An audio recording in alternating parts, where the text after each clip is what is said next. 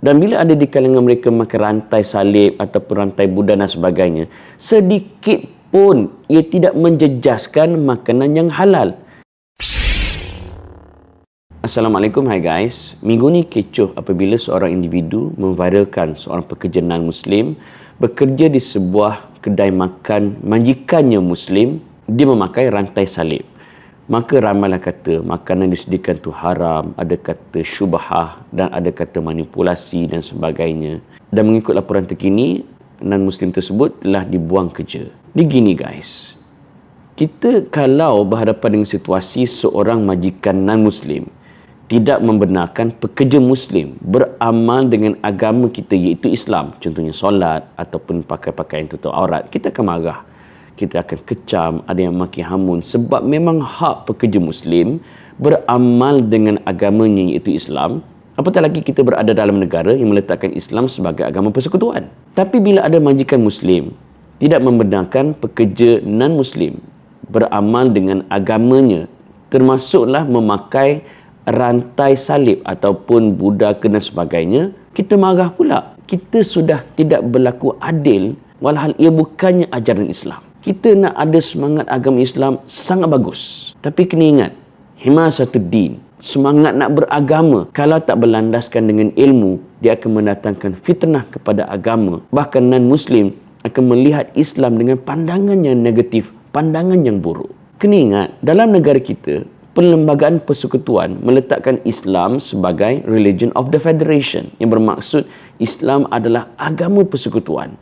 Pada waktu yang sama, non-Muslim yang tidak beragama Islam bebas beramal dengan agama mereka selagi mana mereka tak mengajak kita untuk murtad daripada agama Islam. Mereka boleh beramal dengan agama mereka. Malah Nabi Muhammad SAW ketika membentuk negara Madinah, baginda telah memperkenalkan Sahifah Madinah ataupun Perlembagaan Madinah. Di dalam perlembagaan tersebut memperuntukkan 23 fasal hak-hak Muslim dan 24 fasal tentang hak bukan Islam. Termasuklah kebebasan beramal dengan agama mereka sendiri. Tugas kita sebagai Muslim adalah berdakwah kepada mereka, bukannya memfitnah mereka, bukannya menzalimi mereka. Ada yang kata pula, bila non-Muslim berpakaian dengan pakaian Islam, contohnya pakai songkok, ianya mengelirukan. Dan ada juga yang jawab, dia kata, alah songkok ke malah pakai tudung pun bukan hanya pakaian orang Islam. Ada juga non-Muslim yang pakai songkok. Ada juga non yang pakai tudung. Jawapan Brahmin berbeza sedikit, iaitu baguslah kalau non-Muslim sanggup berpakaian dengan pakaian Muslim. Setidak-tidaknya itu adalah dakwah kita pada mereka. Dan kalau mereka berpakaian dengan pakaian menjuluk mata, kita marah. Apatah lagi bila mereka berpakaian dengan pakaian agama mereka, lagi kita marah. Kemudian ada yang mengatakan bahawa makanan yang disediakan mereka itu adalah syubhah. Pertama sekali, benda ni bukan benda baru dalam negara kita. Dah sekian lama kita pergi kedai mamak, ramai je pekerja-pekerja kedai mamak yang beragama Hindu siap pakai kopiah lagi hidang makanan kat kita. Okey je. Belum lagi makan makanan di kedai fast food. Dan bila ada di kalangan mereka makan rantai salib ataupun rantai Buddha dan sebagainya, sedikit pun ia tidak menjejaskan makanan yang halal. Siapa kata? Bukan saya kata. Tetapi ianya digariskan dalam Islam. Mari kita tengok apa kata para fuqaha, apa kata para ulama tentang makanan yang disediakan oleh mereka yang tidak beragama Islam.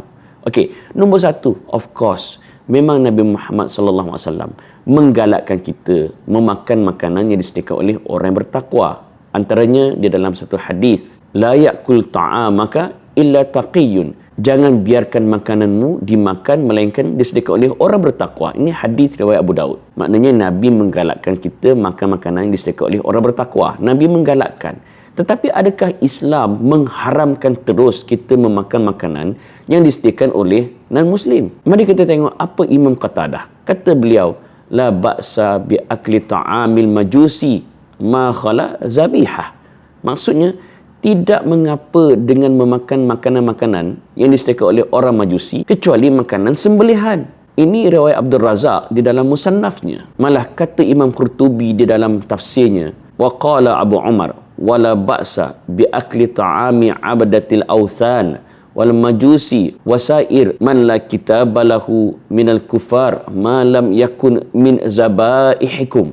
Maksud dia, pernah berkata Abu Umar, dan tidak mengapa dengan memakan makanan golongan penyembah selain pada Allah, iaitu sembah berhala, orang Majusi dan juga mereka yang bukan ahli kitab, kecuali makanan sembelihan mereka. Kesimpulannya, pertama, tidak salah non-Muslim menyediakan makanan kepada kita kalau makanan itu dah memang asalnya halal. Walaupun mereka tidak beragama Islam dan mereka memakai rantai salib ke, rantai lambang agama Hindu ke, sedikit pun ia tidak menjejaskan kehalalan makanan. Dia nak jadi tukang ambil order ke, dia nak jadi tukang hidang ke, dia nak jadi tukang menyediakan makanan ke, ataupun tukang masak sekalipun, tak apa. Kecuali makanan sembelihan. Kalau dia sembelih, tak boleh lah.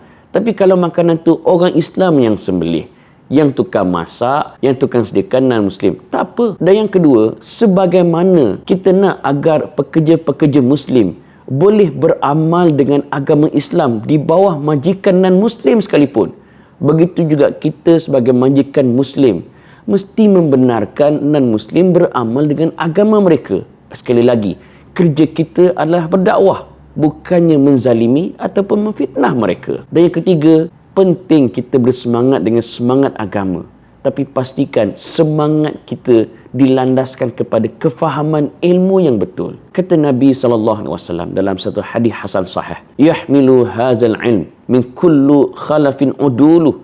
Akan ada di setiap zaman agama ini dibawa oleh orang-orang yang amanah, orang yang adil. Yanfuna anhu tahrifal ghalin. Kerja mereka membersihkan agama daripada penyelewengan orang-orang yang melampau.